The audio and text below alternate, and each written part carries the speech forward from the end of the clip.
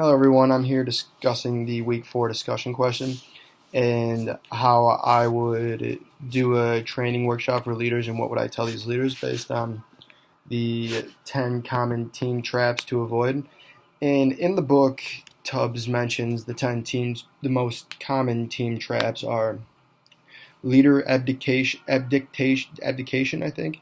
The leader fails to give the group the needed direction, successionless planning, which is there's no plan for who will lead the team when the leader leaves, downsizing, the organization lays off members of the team, political suicide, which is the team supports ideas contrary to the larger organization's best interests, team arrogance, the team thinks that is more important than the organization of which it is a part, undefined accountability, which is it is not clear who is responsible for what, short team focus, which is this is a counter to thinking of long-term best interest in the organization. Disruptive team members, such as a person may ruin the rest of the team. Poor teamwork habits, which is they feel they are too important for the team. And decision by default, nobody can agree, so decisions keep getting put off. No decision becomes a decision.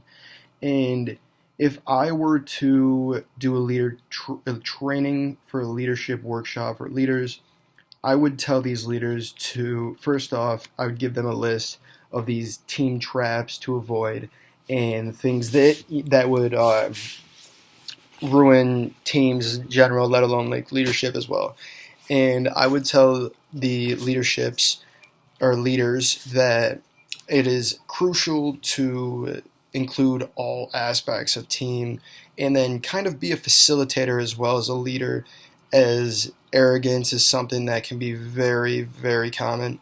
And then downsizing as well as disruptive team members or like poor teamwork is things that you'd find more common in this day and age. So if I were to lead a workshop, I would first off give them a list of these 10 things, have them study them, and then give them suggestions of how to overcome these things that they might see problems with these actual things, and they don't know how to react to it or solve this issue.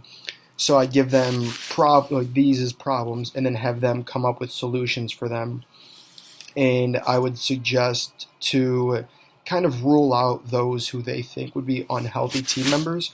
As a leader, you're looking for the best team that's going to be collaborating at the highest performance expectation, and for everyone to meet the same needs, goals, desires, all that and such. So if I was suggesting to a leader how to, put together a group for teamwork and such, I would suggest first off looking over these practical tips, and then I would suggest them kind of rule out those who they would think isn't fit for the team. And I would also give them scenarios on what they would do in that situation. Say there is a disruptive team member, as a leader, I would give them the scenario and have them work through that issue and discuss with them whether it's right or wrong on what their solution is to the problem. And, without being arrogant, of course, but being like a leader, showing by example, leading by example, and having effect on others to want to do the same thing, because that's what a leader is. They set an example just by being them, living being on time, being cooperative, being determined, and kind of generating ideas constantly and keeping the flow of things going in the group. And if I were doing this workshop for leaders, I would tell these leaders all of this and such, and mainly give them these team traps to avoid and have them work through these problems, make sure there's scenarios to where they can have these problems introduced to them so they recognize the problem, and then have them work through solutions that fit each problem best.